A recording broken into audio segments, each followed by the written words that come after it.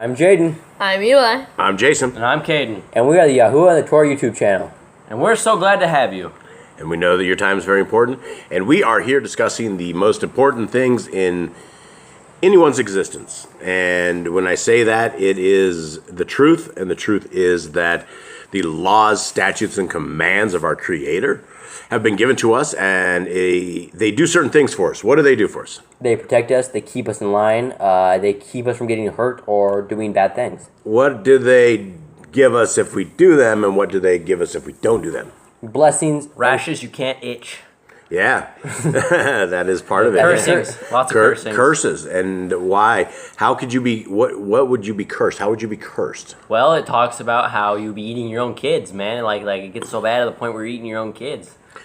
And the people of our Creator, they were a stiff-necked people, and they continued on. When Mount Sinai was happening and the Ten Commandments were given, what was that little ceremony that was going on? That was a marriage ceremony for Israel and Yahuwah. Right, and so who is Yisrael, Eli? It is the people who follow Yahuwah. Are you guys Yisrael? Yeah, we are Yes. Hebrews. That's the only definition that we have of such a thing, is those who keep the law, statutes, and command are Hebrew people, Hebrews. And so let's begin, and we are trying to get this thing to go, and here we roll. Okay, so we are on 221, and so we've adjusted some of the ones above that. We had some snafus because I guess Mr. Eli missed some. Hopefully tonight it's going to be awesome, so we will see. 221, the Nazarite must not eat raisins or drink anything steeped in grapes. All right, it says, he separates from wine and strong drink. He drinks neither vinegar or of wine nor vinegar of strong drink.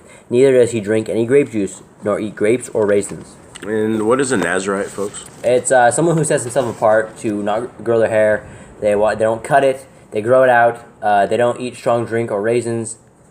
It's like someone who wants to be devoted to Yahuwah in a special way. Yeah, like a special kind of monk. It's a Yah's monk.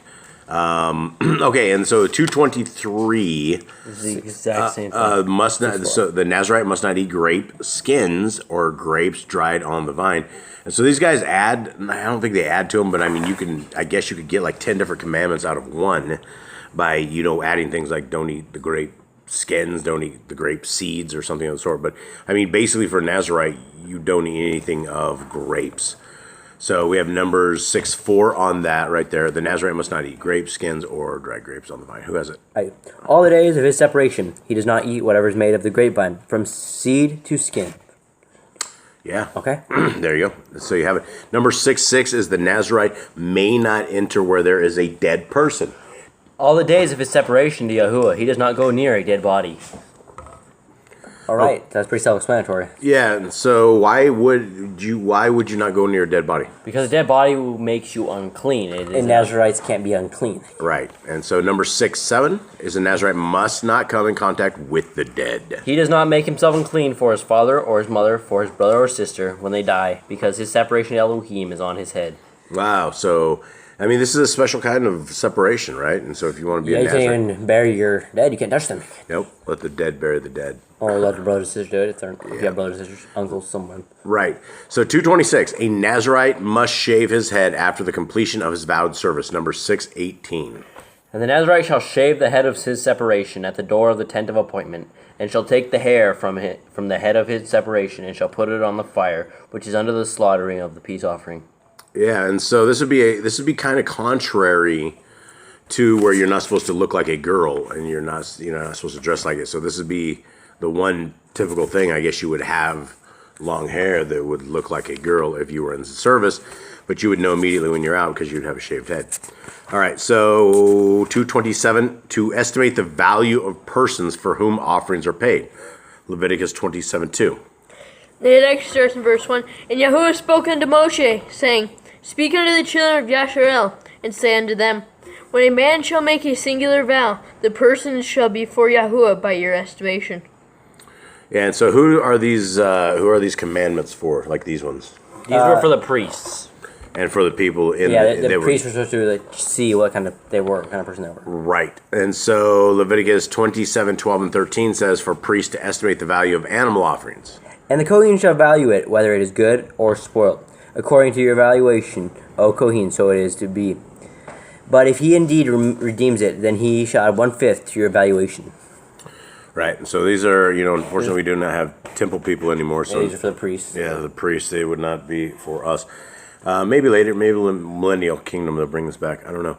229, for priests to estimate the value of consecrated houses. And this is 27:14 Leviticus. 27:14 says, and when a man a kadesh his house to be kadosh to Yahuwah, when the Kohen shall value it, whether it is good or spoiled, as the Kohen values it, so it stands. So it looks like a property tax or something. Yeah, I think this has to be. Yeah, it must be like a part of it, or maybe it's like giving it to Yahuwah, his house to Yahuwah, or something like that for the priest or something. Priest to estimate the value of consecrated houses. Yeah, something to set apart. Okay, so 230, to determine the redemption value of a vowed field. Leviticus 27:16. And if a man kadosh to Yahuwah a field he owns, then your valuation shall be according to the seed for it, a homer of barley seed at 50 shekels of silver. Okay, and so this would be essentially... So when you're giving something to Yahuwah, the priest have to go evaluate it, see if it's a good thing or if it's a bad thing, see how much it's worth. Yeah, and also figure out, what is the worth of it. All right, 231. Fulfill the procedures of vowed possessions. Leviticus 27:28. All right, it says, however, whatever a man lays under the ban for Yahuwah, all of that he has, man and beast, or the field of his possession, is not sold or redeemed. Whatever is laid under the ban is most kodesh to Yahuwah. Yeah, so I mean, if you make a deal with Yah and you give him something, don't take it back. Don't be an Indian giver, as they say. That's probably racist. I don't mean to be.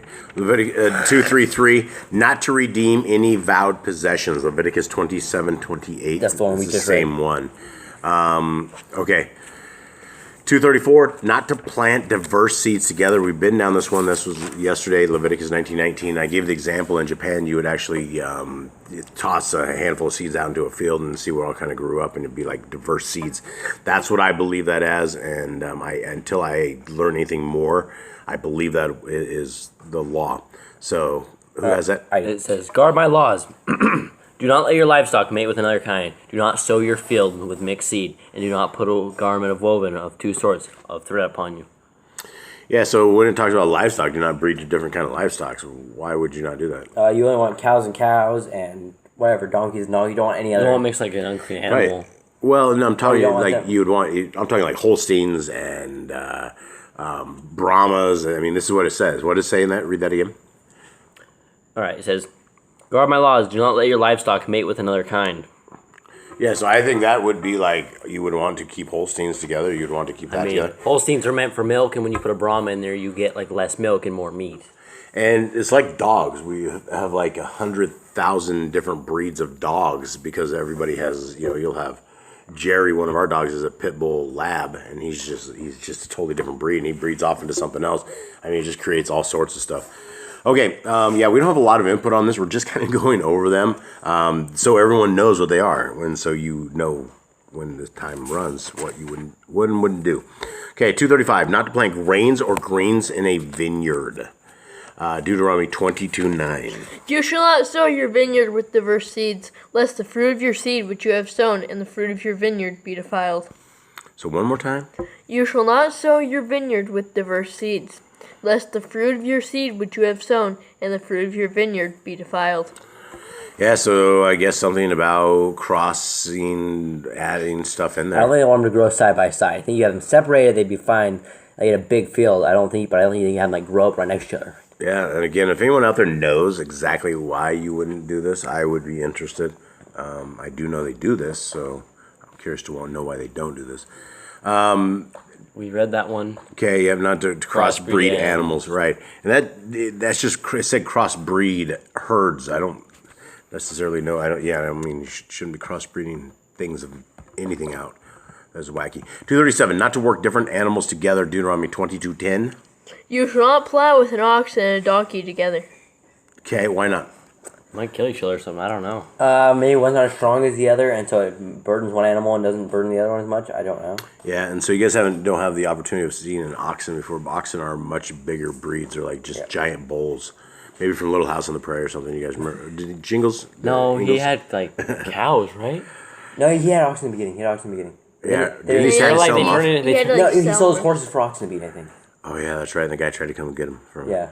All right, sorry guys, we're going down memory lane here. Okay, so anyway, not to work different animals together. I would say because it's like an unfair advantage if you try to do like a little tiny cow and you have a giant oxen and it's unequally yoked, and so it would be just it would be hard. It'd be really hard to for do. the catapult, and the ox would be taking most of Right. the load. That's an interesting command, right? So that's the best we got on Let's that. keep the animals fair. Yep. 238. Not to wear cloth woven of both wool and linen. Deuteronomy 22:11. You shall not wear garments of diverse sorts, as of woolen and linen together. So there's two different commands here. Actually one, and then it gives us an example. So this example is what? Wool and linen, right? And do you guys remember why? Like some of the frequencies on them. Something about the linen and the wool. Screws your body the up. harmonics of the ways, however these are made, they're different than other stuff. And if you mix them together, I guess it's just trauma on your body. And so if you probably may not know it, but you'll probably be getting zipped 100 different ways. And I don't know, maybe Just keep it straight wool and straight linen. yeah, either all wool, all linen, or all wool. And so, but it also says what in this? It says diverse. Don't like mix diverse fabrics. Right, and so that would be what? I mean, I maybe Polyester and cotton. I don't know. I do not know this because I mean, like our socks, all of our socks have elastic and then cotton. Elastic and cotton, and so you're mixing stuff. We had one of our subs ask about shoes and having that, and They're made of like plastics and rubbers, and then I don't think their shoes were just leather, right? Back in the day, was it just leather, or was that like the leather with like the rope straps around them, like they had as like pictures back in the day you see of the ancient sandals? Yeah, and I have absolutely no idea why you wouldn't put two different kinds of stuff together, but that is the command. And again, if anyone out there actually knows this, I'd be curious to know. We do know that wool and linen have a harmony issue between each other, and it hurts the human. So that's what we know for that. All right, 239. It says, no to reap. It should not to reap your harvest to the edge of the field, but leave a corner uncut for the poor. Leviticus 19:10. And do not glean your vineyard or gather every grape of your vineyard. Leave them for the poor and the stranger. I am Yahuwah your Elohim. Yeah, so that's a good command. What is that doing right there? It leaves some extra food in there, so if the hungry see some food, they can get some food, like the poor. So if you're going through Yisrael, every one of these fields should have it when they should be clinged, Right. but Except not the small chunk. re-clinged. Yeah, there should be a there little should be something. enough for people to eat if they're poor going If you're by. hungry, if you're hungry, there should always be food in some dude's field, grapes or whatever. You're I wonder not. if they still keep that law in there. I doubt they keep that law there, but that's what it should have been, and that is to help the poor out, right? I mean, what better way to get food? You know, if you're hungry, just run to the field. I mean, that's what the Creator had envisioned for us in the life if we ended up on the poor street. All right, so 240. Not to reap the corn, but to leave the fruit and grain for the poor, and that's Leviticus 19:9. And when you reap the harvest of your land, do not completely reap the corners of your field, or gather the gleanings of your harvest. Yeah, and so that takes these guys, because 241 and 244 is 19:9, not to gather the gleanings, which are, you basically go through it, get all your stuff, but you leave, don't come through and just completely take everything off the land. Right. Okay, not to pick your vineyard bare, Leviticus 19:10, and then also go... The one we read where it says, Okay. and do 19:10, and then 244 is 19:10, not to gather the gleanings of a vineyard. Okay. This honestly should just be one thing, because not to cut out everything of your field. I know, but they somehow decided they want to make a zillion commands out of one. You got a vineyard, now you got the fruit of the vineyard. Well, yeah, and the fallen fruit of the vineyard. So they wanted to define it, and so it is definitions. But again, you can get into tons of stuff. So not to pick the unformed clusters of grapes. Does it say that? Unformed clusters of grapes? Eli. It says your vineyard, or gather every grape. It says do not gather every grape. Yeah, so it doesn't say anything about unformed clusters of grapes. So 247, to leave forgotten sheaves in the field, or leave a sheaf for the poor. Deuteronomy 24:19. When you cut down your harvest in your field, and have forgot a sheaf in the field, you shall not go again to fetch it. It shall be for the stranger, for the fatherless, and for the widow, that Yahuwah Elohim may bless you in all the work of your hands. It's really an awesome design. I mean, it's really something. leave stuff for the people that can't have that or can't afford it. It would stop just the mad soup lines and the mad hunger and the mad stuff like this if we just kept laws of God just like this. This would be great. And so that takes us also to 248, which is not to retrieve them, but to leave them for the widow, alien, and orphan. Which, yeah, give them to the people that need it. Okay, 249. Give a tithe of all your grain after 3 years. Deuteronomy 14:28. At the end of 3 years you shall bring forth all the tithe of your increase the same year, and shall lay it upon your gate within your gates. Yeah, that's income tax right there. So this was, so where's the command today? How would this command? How would this work? I guess they'd have to put in like a big grain salad or something, but there'd be a lot of stuff coming in for everyone. Yeah, I mean, if you kept this law and you don't have priests to keep the law, because, I mean, you're supposed to give a tithe. The tithe went to the priest. I mean, maybe to the poor at this point, like we give Orphans. the people that don't have the needs to correctly live their life. I mean, probably give it to them. That'd probably be what y'all wants, right? Yeah, it's ironic that the Sunday worshiping church, they make the majority of their money on the day they worship, right? That's when their you tithe. really bring a sermon home and you really crank it in. You got 1 hour to really make this happen, and at the end of that hour, you got to send that plate Really around. a giant sales pitch. It's how good you convict the people, and then people, get them in there and get the organ people playing, something, and then start, they play music as the ushers go through, and you're just pulling wallets out and paying money, and at the end of the day, I mean, even churches with 100 people, they'd still pull in $1,000. So that's the way it is, and everybody feels obligated to pay that 10%. So, but it's 10% going to a synagogue of Satan. That's where it's going. All right, so where are we at here? 250. Mm-hmm. Do not withhold from the poor. Deuteronomy 15:11. For the poor shall never cease out of the land. Therefore I command you, saying, you shall open your hand wide unto your brother, to your poor, and to your needy in your land. Yes, help the poor, please. I mean, He says there's always going to be poor people. Like, he knew that not everyone was going to live a very rich lifestyle in Israel, even though they walked with gold. He said there's still going to be poor people. Go feed them. Don't sit there and keep everything you have. Yeah, you always have tragedies. You always have issues, and it's real easy to be poor. But I will tell you, as poor people, that it is far better to be poor and broke than it is to be rich and without the Torah. So I would take being broke any day. All right, so is that it? We ran to the end. All right, so that is the 250 there, and so we will continue on. Maybe we'll crank it up to 40 just to get through this list because they're definitely dragging on. They are different ones, though, which is good, but there's still a lot for each command. Okay, my friends and family out there, everybody who is listening, we thank you for spending your time here and for looking at the law, statutes, and commands of our Creator. We believe that they are what should lead our lives. We believe that they are what we should be judging our neighbor as, judging ourselves as, judging our family as, leading our family. They're a little bit of everything. And when we use them in the proper form, we will find blessings and we will find the way to the kingdom. All right, gentlemen, you guys have anything? If you know a poor person and you can help them, please go help them. They could really use it.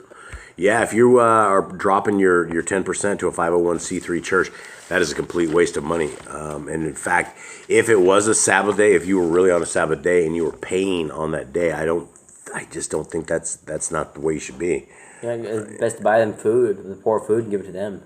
Yeah. That's the best way to get back to Yah. Yeah, but buy it before Shabbat. Yeah, know? but Don't like, do it on well, I guess you could. I mean, but, yeah, you could go out and if there's someone next door to you or something that's not have any food, go give it to them. But if you can prepare it, if you can make something for them. Yeah, you can absolutely do that. I mean, and so we're basically essentially talking about some rules on Sabbath and things of that nature, right? And As they say, pay it forward. God has given to you, give back to His. But if you're going to go if you're going to go feed the neighborhood, don't do it on Shabbat. Yeah, do it on a first day or unless somebody's dropped down, or somebody's hurt. Yeah, or unless they're really starving to death. Right. Okay. Well, thank you guys. We appreciate you all out there. Read your Bibles and much love. All right, shalom. Shalom.